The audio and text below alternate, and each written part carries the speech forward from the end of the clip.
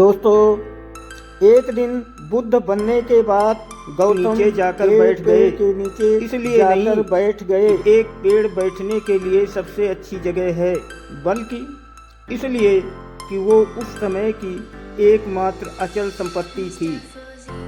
हर जगह इतनी इमारतें नहीं थीं, कहीं कड़ी धूप थी और धूप में बैठने की बजाय पेड़ के नीचे बैठना एक सुखद स्थान था।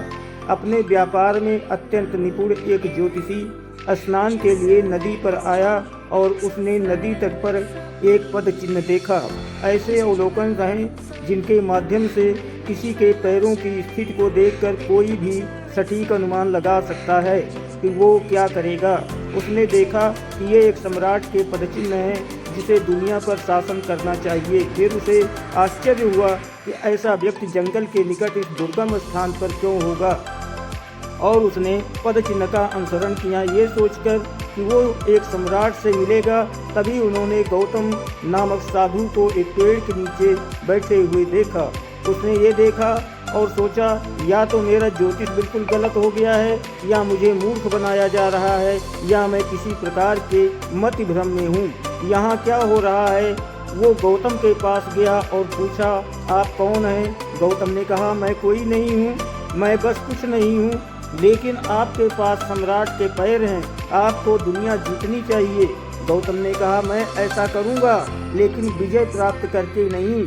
आप दुनिया को दो तरीकों से हासिल कर सकते हैं, या तो विजय से या समावेश से। दोनों ही तरीकों से कोई न कोई चीज़ आपकी हो जाती है, लेकिन यदि आप विजय प्राप्त करके आगे बढ़ते हैं तो ये हमेशा आपकी गर्दन में दर्द रहेगा। यदि आप शामिल कर लें तो ये जीवन का बहुत बड़ा संवर्धन बन जाएगा। उन्होंने कहा, मैं दुनिया का सम्राट हूँ। ज्योतिषी ने कहा, आप साधु हैं, आपके पास कुछ भी नहीं है, मेरे पास भी कुछ भी नहीं है, और मैं कुछ भी नहीं हूँ, इसलिए सब कुछ मेरा है। कुछ नहीं होने का मतलब ये नहीं है कि आप किसी काम के नहीं हैं। जब आप कुछ नहीं हैं तो इसका मतलब है कि आप सर्व समावेशी हो गए हैं। यदि आप कुछ हैं तो इसका मतलब है कि आप केवल वही हो सकते हैं। यदि आप कुछ नहीं हैं तो आप जैसे चाहें वैसे हो सकते हैं। ये ज्योतिषी बैठ गया और बोला, आप साधु हैं, आपके पास कुछ भी नहीं है, ऊपर से आप कहते हैं कि मैं कुछ भी नहीं हूँ और सब कुछ मेरा है, ये क्या है? गौतम ने कहा, तुम जाओ, मेरे पास तुम्हारे लिए एक रास्ता है। तुम जीवन की भविष्यवाणियाँ करने में व्यस्त रहो, मेरे पास एक योजना है।